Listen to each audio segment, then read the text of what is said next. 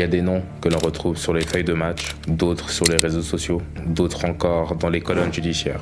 Celui de Soufiane Koné est passé par toutes ces cases. Promis à un destin à la Anelka, Henry ou encore Trezeguet à la fin des années 90, cet attaquant français a vu sa carrière dérailler bien trop tôt. Entre espoirs brisés, blessures dévastatrices et dérapages judiciaires, voici l'histoire d'un joueur qui pendant un temps a symbolisé l'avenir du football français. Voici l'histoire de Soufiane Koné.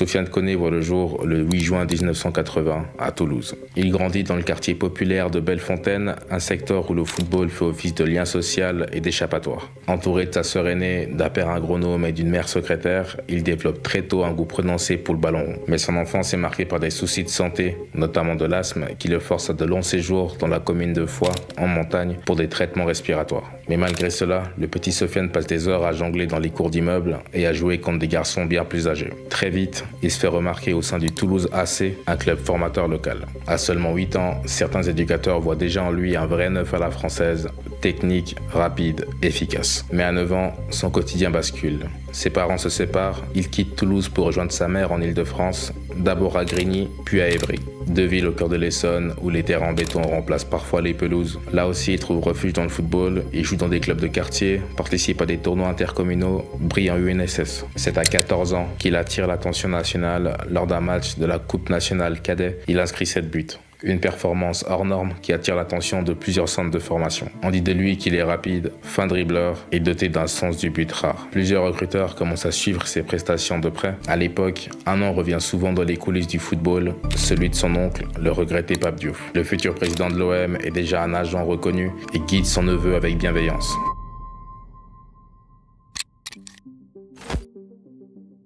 C'est finalement à l'AS Nancy-Lorraine que Soufiane pose ses valises, où il intègre le centre de formation à 15 ans et demi. Installé à Laxou, il poursuit sa scolarité au lycée Georges de la Tour, tout en s'entraînant quotidiennement sous la houlette de Patrick Gabriel et Rachid Matar, deux éducateurs réputés pour leur exigence et leur capacité à détecter les pépites. Très vite, il impressionne, non seulement par sa qualité technique, mais aussi par sa maturité. Il est à l'écoute, discipliné et avide de progresser. Ses performances avec les U17 et les U19 lui ouvrent rapidement les portes de l'équipe réserve, puis de l'équipe première. Il s'entraîne aux côtés de cadres expérimentés comme Pablo Correa ou encore Paul Fischer, apprend à s'adapter au rythme du haut niveau et se fait un nom dans les couloirs du stade Marcel Picot. La saison 98-99 marque son explosion. À seulement 18 ans, il dispute 32 matchs de Division 1, associé en attaque à l'ancien Marseillais Tony Cascarino. Il a inscrit 6 buts, dont un doublé mémorable lors d'une victoire 3-2 dans le derby contre le FC Metz, devant un Saint-Symphorien en ébullition. Ce soir-là, le public nancien comprend qu'il n'est pas juste un espoir, le natif de Toulouse est prêt. Capable de faire la différence et de peser dans les grands matchs, il se distingue par sa vivacité, son intelligence dans les déplacements et son sang-froid devant le but. Son style de jeu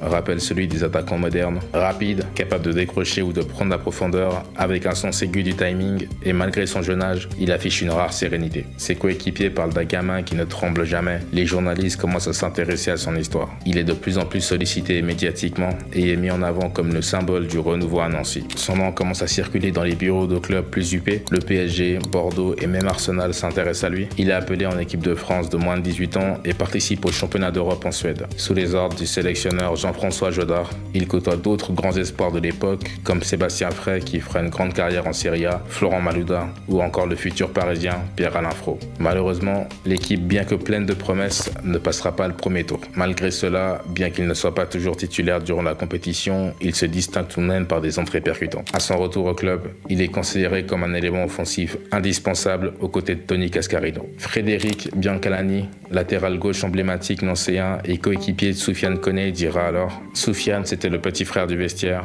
on savait qu'il allait exploser, il avait cette classe naturelle avec le ballon. Sa progression est fulgurante, mais elle reste ancrée dans une humilité rare à cet âge. Il continue à faire ses devoirs, appelle sa mère tous les jours et reste fidèle à son entourage. Il est bien conscient de la chance qu'il a et veut en faire bon usage. Certains médias commencent déjà à le comparer à un jeune Thierry Henry. Il ne s'enflamme pas, mais savoure. Il ne le sait pas encore, mais il a déjà atteint le sommet de sa jeune carrière.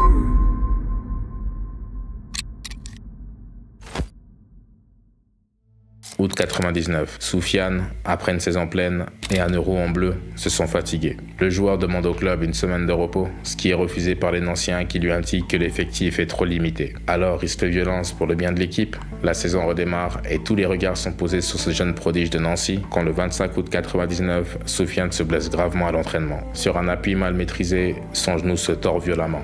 Le verdict médical tombe rapidement et il est dur, rupture des ligaments croisés antérieurs du genou droit. Mais ce n'est pas tout, le nerf sciatique est également touché, une complication rare qui rend la rééducation longue et incertaine. Pour le jeune de 19 ans à peine, c'est un choc psychologique autant que physique. Le club met tout en œuvre pour lui assurer les meilleurs soins. Les mois passent, les séances de kiné s'enchaînent, mais la douleur persiste et la mobilité reste limitée. À chaque tentative de retour à l'entraînement, le genou lâche, il perd confiance, perd du rythme et perd sa place. En interne, les discours changent, de retour imminent en passant à incertitude médicale. Certains dirigeants commencent à envisager le pire et pendant ce temps, les opportunités s'envolent. Le PSG ne rappelle plus, Arsenal non plus, même l'équipe de France jeune coupe les contacts. En 2001, après 2 ans de lutte, les médecins sont formels. Soufiane Koné ne retrouvera jamais le niveau professionnel.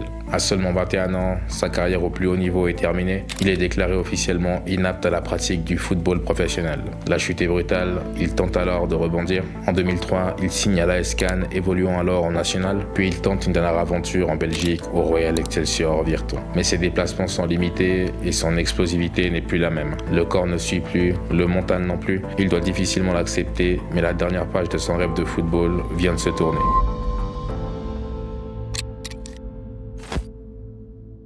Privé de son rêve, isolé du monde du football, Soufiane tente tant bien que mal de rester à flot. Il s'installe à Saint-Julien-lès-Metz, dans la périphérie messine, et accepte des petits boulots pour subvenir à ses besoins. Il devient videur dans les boîtes de nuit, puis vigile dans les centres commerciaux. Le football désormais n'est plus qu'un souvenir douloureux. Il tente à plusieurs reprises de renouer avec le ballon, notamment en encadrant des jeunes dans des clubs amateurs, mais le cœur n'y est plus. Les blessures du corps ont laissé place à celles de l'âme. L'homme qu'on décrivait comme réservé, discret, se referme davantage sur lui-même, et dans cet isolement, il commence à fréquenter des personnes peu recommandables. Le besoin d'argent, l'envie de retrouver une forme de reconnaissance ou peut-être l'ennui, peu à peu, Soufiane s'enfonce. Il est approché par des individus impliqués dans un important réseau de trafic de stupéfiants et d'armes opérant à Metz-Borny. Au départ logisticien, il s'enfonce rapidement dans un rôle plus actif. En 2010, une vaste opération de police démantèle ce réseau. Lors de l'intervention, plusieurs kilos de stupéfiants sont retrouvés, ainsi que des armes à feu et de l'argent liquide. Le leader de ce réseau est un certain Hollywood, et à la suite d'écoutes téléphoniques, on apprend que derrière ce surnom se cache Soufiane Koné.